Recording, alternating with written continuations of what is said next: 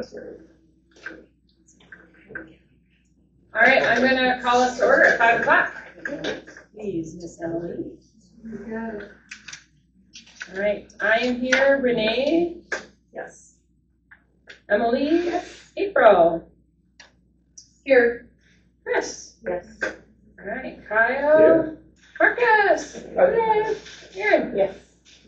All right, we are good to go. Hey, Brandon. All right. As you may remember from last meeting, we're still playing around with taping the meetings. We're moving tables and doing different configurations to try to get something that we like. Welcome back, Sarah. We are now taping the meetings and posting those the morning after. So this is only our second time doing it. We're trying to get something that works. So we'll play with it till we get something we think works. All right. So hopefully board members have had a chance to review tonight's agenda. If there are no changes, if I can get a motion to approve, please. I'll make a motion. I'll second. All in favor? Aye. Aye. Any opposed? All right, motion carried. Agenda is approved. Do we have anyone requesting an audience with the board tonight? Going once? Going twice? All right. No audience with the board. We are on to our consent agenda. Board members will notice there are some minutes from previous meetings for review. We have our invoices and receipts. Kyle, is there anything you want to call our attention to from invoices and receipts this time? We had a property insurance bill from EMC for $13,591. And then we had two Carrier Strong bills. One's for $15,609, and that's for upcoming training. And then there's another one for $22,500 for curriculum materials, but that's all through a grant. Also, there's money spent, which is for the security cameras and fobs we're ordering for $29,829. That's the first portion of that. So those are pretty much the larger bills. As far as receipts, depending how the payroll goes here, the last one, because the last payroll that we run in June covers the teachers for July and August because they earn their pay during the 24-25 school year, so we have to have it on the books by June 30th. And we haven't received all of our property taxes because people pay it in January and they pay it by June and we get the checks in July.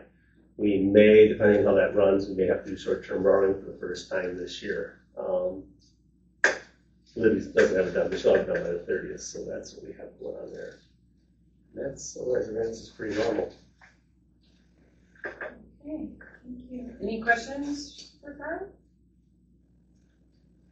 All right. Budget statements and the cash flow and energy statements are available for review as well. In personnel, Kyle, do you want to talk about the contracts and hiring? Yeah, the recommendation is Joy Mertrillo. She's from the Philippines. I'm working with a company called International Teacher Exchange for schools. I've met with Flambeau and Cornell at our Lakeland conference meeting, and they've been successful having teachers from overseas come over here. And Northwood actually has a teacher that's friends with our candidate. And then Barron, turns out they have 5 or 6 at their school, and so we've done our search. We've come up empty, so we're going overseas, and we're going to give it a try. There's a lot of coordination with, she now needs housing, all that kind of stuff, and make it in, like we start August 20th for new teachers. She may or may not be here in America by then, but we're going to try going with her for that. The choir teacher, the recommendation is Dana Paulson. She taught at Unity for 24 3/4 of a year, and she student taught there as well. She then moved to Florida, and she's a Luck native, and she's moving back to the area. In all transparency, she's in a seminary program to become a pastor, and her goal is to someday be a pastor, which would be like 2 or 3 years from now. So she's long-term not going to be here, but again, we've offered the position to 2 other people. They both turned us down. She's a viable candidate. She's got 20+ years experience, and so we'll take 2 years if that's what we get. So that's the recommendation on that. And then Brenda Martin has found a different position, so she's resigning as a special ed teacher, and then our softball coach is a quitter. The second time. We do appreciate her taking the team this year and stuff, but yeah, her plate is full. So, yeah, so that's the personnel in this portion. All right, any questions for Kyle about the contracts and hiring and resignation? All right, we have a recognition of donations this month from Youth Sports Unlimited, providing us with a tackle dummy for football. So I'm sure the football team is thrilled to have that. And we certainly thank Youth Sports Unlimited for all of their support, always. If there are no questions or further discussion, can I get a motion to approve the consent agenda? I'll make a motion to it. Can I get a second? I'll second that. All right, all in favor? Aye. Any opposed? All right, consent agenda is approved. We are on to the administrative reports. Kyle, do you want to talk first? Sure. Well, I went over and attended Luck's community listening session on athletics and academics. Their focus was mainly on athletics. The overall vibe I got from them is that they would like to stay as is with the sports we have. They're not looking at expanding anything, which would only be volleyball, boys and girls basketball, or football. But the majority were that way. A few would like to be separate, but citing the fact that they'd like to have just Luck be represented and they'd like more opportunities for their kids. But overall, I felt the room wanted to continue it as is. I did tell them I was there to observe and listen because the decisions they make in the future would affect us. So it was a pretty good meeting. Only one person spoke on academics, and he requested that we seek more opportunities for kids. And so Corey Hinkle did mention the ag teacher, and the gentleman said, well, that's a step in the right direction. He said, how about math and science? And so it was good. So it was a good meeting. And then our joint finance committee at the state level on the 12th did an omnibus motion, which is when you lump a whole bunch together. And it's not too favorable for public education. We're hoping for 60% in the special ed world, and we're at about 33% this year. They're looking to bump it to 35% for next year and 37.5% the following year, not even close to the 60%. They did increase the high cost special education, but we don't have any students of that nature right now, and most districts don't have students in that realm. They also have in their recommendation to reduce DPI's budget by 10%, which is $1.3 million. So it wasn't very favorable. They're increasing the charter school program in the Milwaukee County area. It'll be $4 million the first year and $8.1 million the second year, and then the same thing with Racine. It's going to be like 4.1 to, and Racine covers also Kenosha and some of that area. And it's going to go from like 4.1 to 8 million there too. So they're getting more, and the rest of us will get not as much, which puts then the burden on the local taxpayers. We don't get state aid. You have your total amount you can collect minus your state aid, and the rest comes from local. And so, yeah.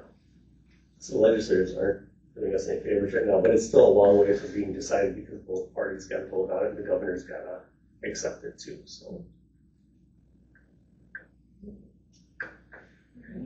Any questions for Kyle?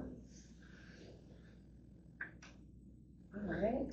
You'll see that Megan did submit a report for this month. She is on vacation right now, even though, so we knew she wasn't going to be present at tonight's meeting.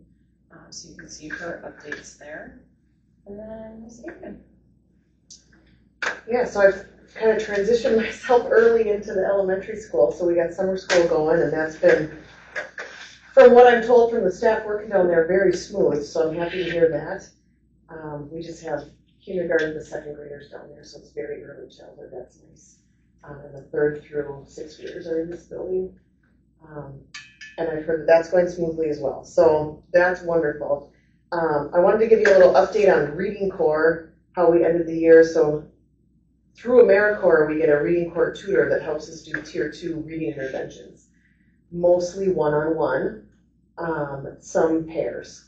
So we have 21 students that were in a reading core tutoring program. So it's 20 minutes of intervention daily. We had 21 kids go through that program. 65% of them exceeded their targeted growth, and 8 of them exited the program altogether. So it really does make a big impact to have that extra hand on deck, highly trained, using fast bridge progress monitoring.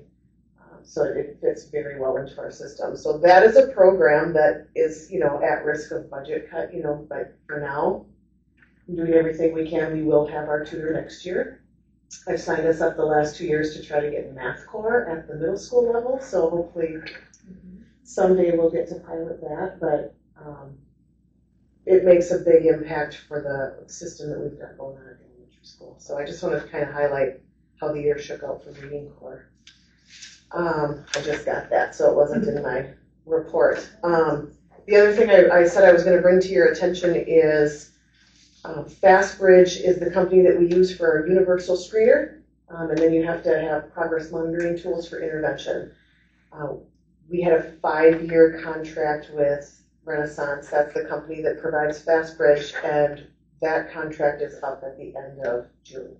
The timing was good because last year, the state mandated that we use Ames Web Plus, a different company for the Act 20 law, reading screener from 4K to 3rd grade.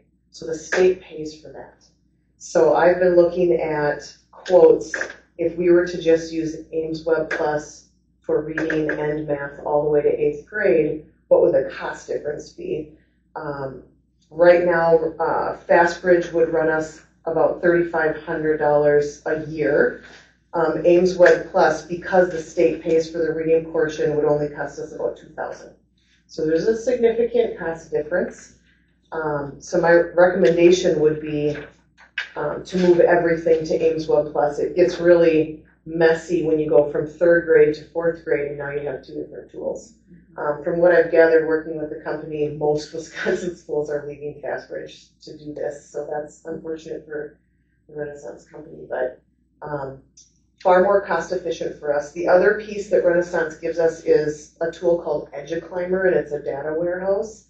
I've spent a lot of time looking through that. I think the tool is amazing, but our school district is so small that we function manually just fine without it, and it would save us $10,000 a year.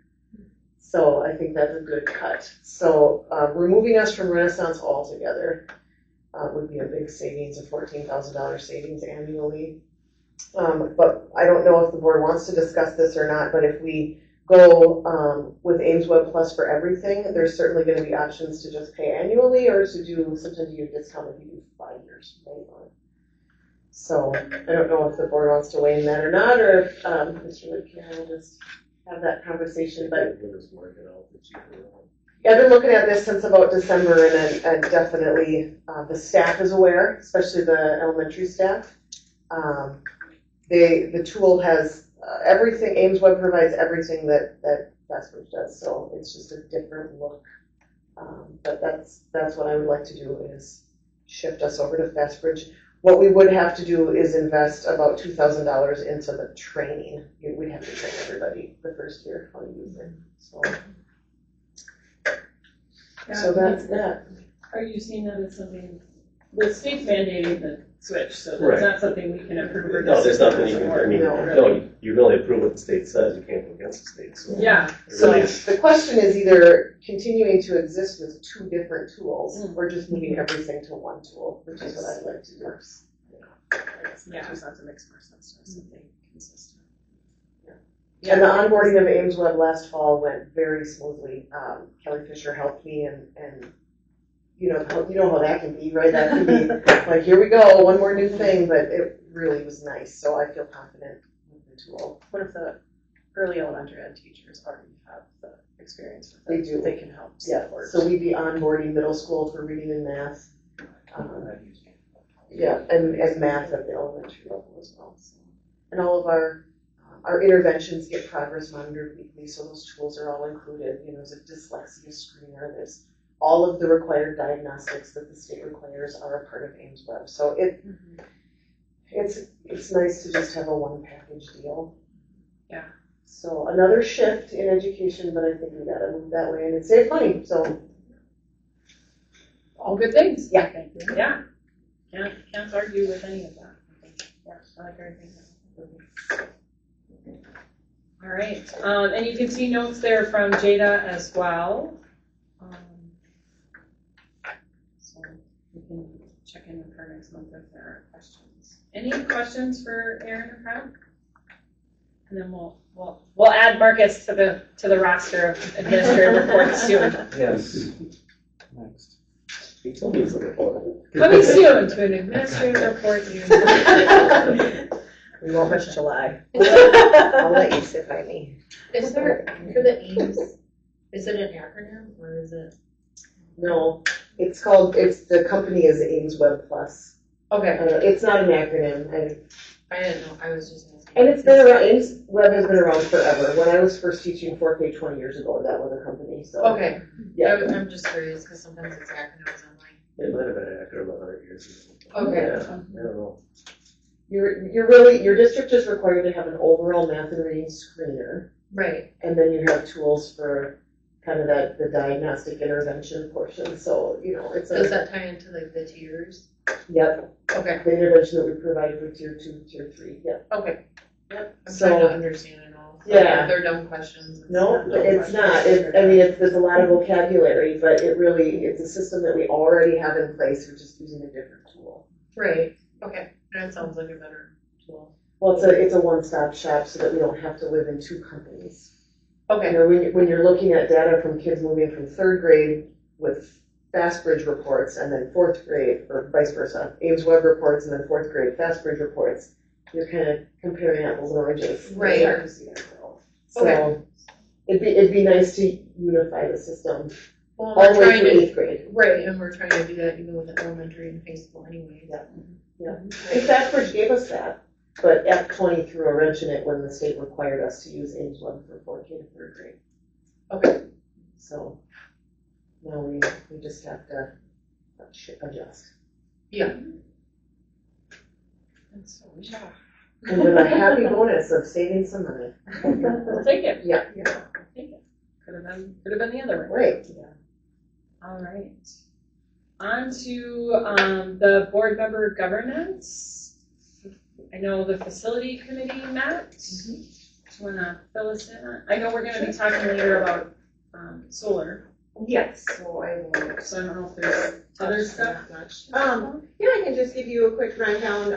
It was a good meeting. It was just me, Carl, and Kyle. April wasn't able to make it, which is just fine. Carl gave us a good rundown of all the projects that are going on. He has such a good handle on the projects that need to be done, the projects that need to be done in 5 years from now, and the things that are happening right now. So he gave us a good, solid rundown of that.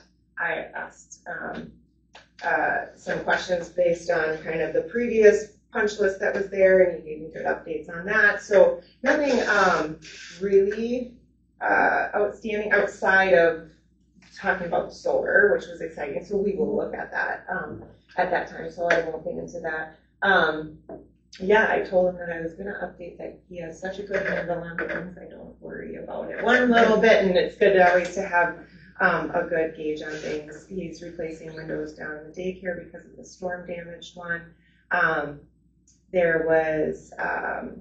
There's choir risers for the elementary are coming in due to them being old and needing to be replaced.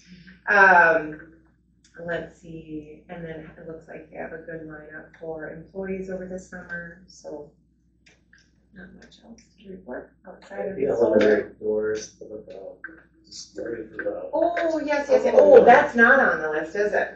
Okay, yes, so then there were quotes, and Kyle and Carl and have been looking at the displays to display the blue ribbon, and it's through the leader, right? That's the latest mock-up, and probably the one going. Yeah, that's what I'm going to go with. Yeah. So other schools do have it. It's the stickers or the shield that goes on that you can see through, but you can't see into the building.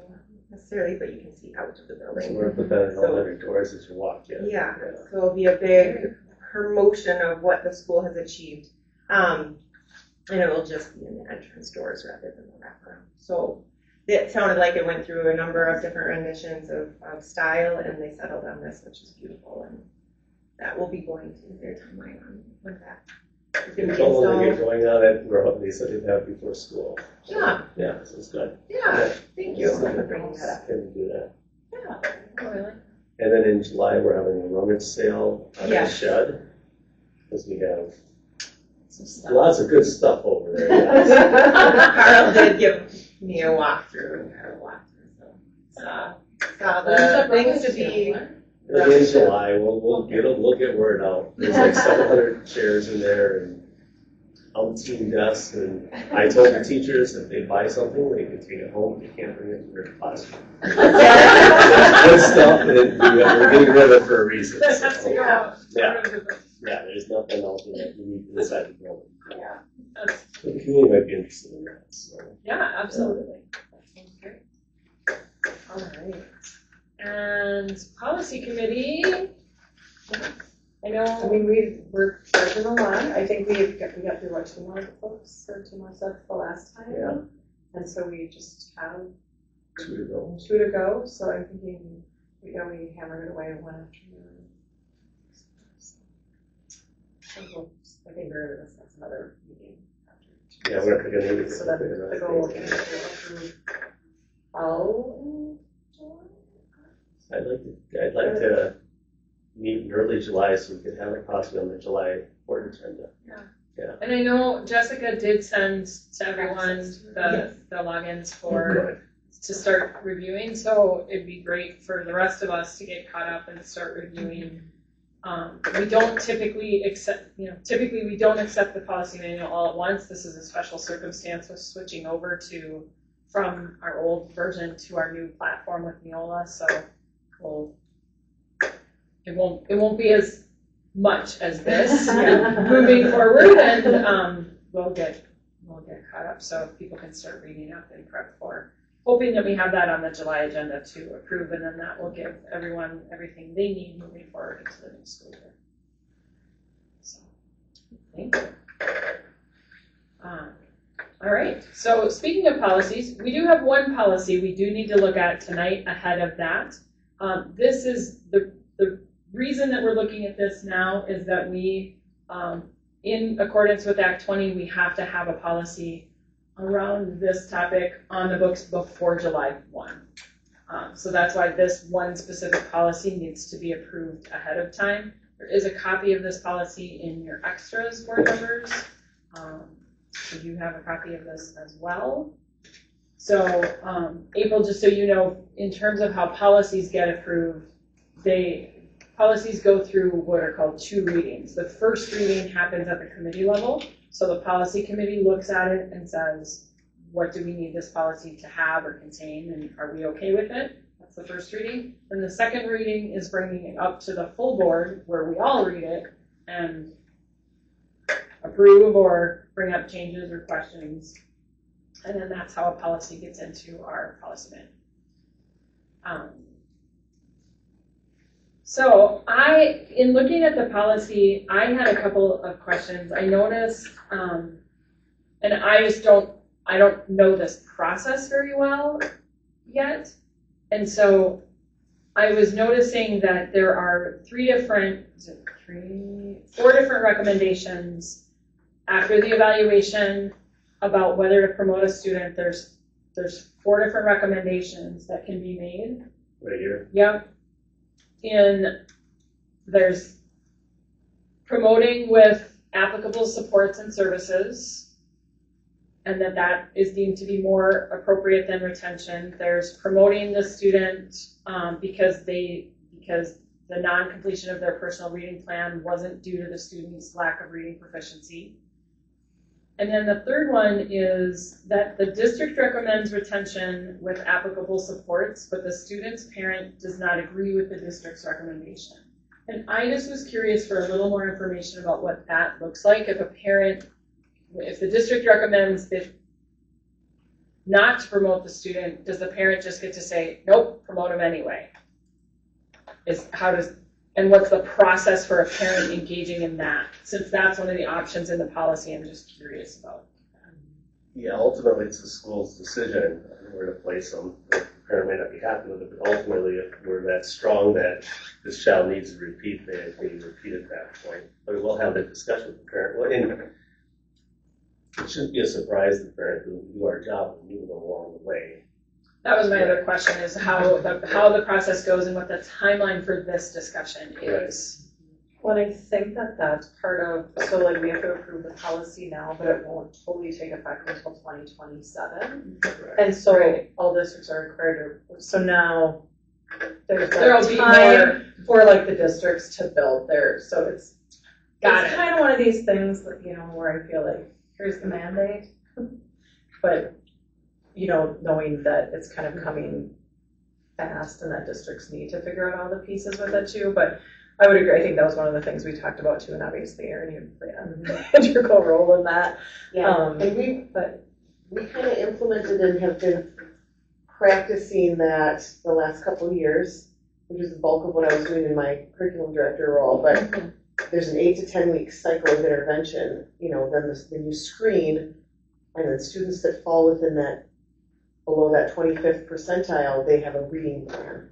And then similar to an IEP, the parents are a part of that team that create that reading plan, and there's all kinds of questions in there about the support services at school, support services at home, you know, and that's when those conversations would happen. So there'd be at least two of those meetings during the school year, one prior to the school year starting. So, and Title I plays into that, right? There's lots of, at the end of the screening, I would mail home how students had performed and what intervention they're going to be in. So all parents got a letter of where their kids were at, and then every 8 to 10 weeks we adjust, right? We rescreen and readjust. So the parents are getting used to a lot of communication around intervention. However, it's a double-edged sword, because the more communication, then sometimes the less people pay attention to it, right? So the reading plan's a little redundant, especially redundant for students with IEPs, because it feels like the same thing. Sure. And the, you know, special ed world is kind of fumbling through that, but we've had this in place. So trying to practice that early, I think we were way ahead of other school districts because we're small, right? So we could get it done quicker. We, you know, might have 40 reading plans where another school district has 200 reading plans, so a little more manageable for us.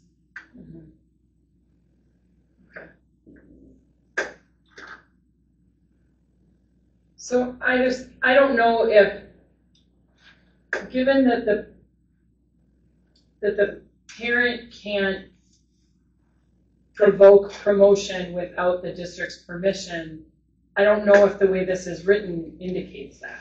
Does that make sense to anyone else? No, I get what you're saying on it too. Like, Because it like, says would it be, the result is promotion because the parent disagreed with the recommendation for retention. So And the I wonder result is promotion, so that makes it sound like the parent is overriding the it could district's maybe be decision. part of that plan. The only, I mean, I guess the only thing I was like thinking too is like Erin was talking, because not that it's a very valid question. I was thinking maybe it more of it's like the district has this plan, and if you're not agreeing that your child, you know what I mean, should stay where they're at due to their reading level, and that they need, that now we're going to, I mean, it's, you know, maybe kind of like Erin was saying, like with an IEP, you have, now your child will be out of the gen ed setting in a little bit more because they're going to need more interventions or something. So like, okay, we'll move them from 2nd to 3rd grade, but just know that here's the other things that are going to have to come into place. Well, that's sort of what I wasn't sure about. Is it just that the student moves anyway, but there's, I mean, obviously if there's, the student moves and there's, so I just didn't know, or does the policy need to direct the parent to a corresponding policy or a different policy that governs retention and how that's handled? I just didn't know. It seemed it was. I guess I don't think it has to go in a policy, because we had Ed from Neola here at the meeting, he didn't say anything about referencing to another one. Right. Okay. I think he would have said that if he was Yeah. here. And I don't know if it was one of the ones that we even had an option on. I feel like Sure. as a Neil, It I might feel like not it was required Mhm. that we had to have. So it Yeah. might be one of those things too, that in the next 2 years,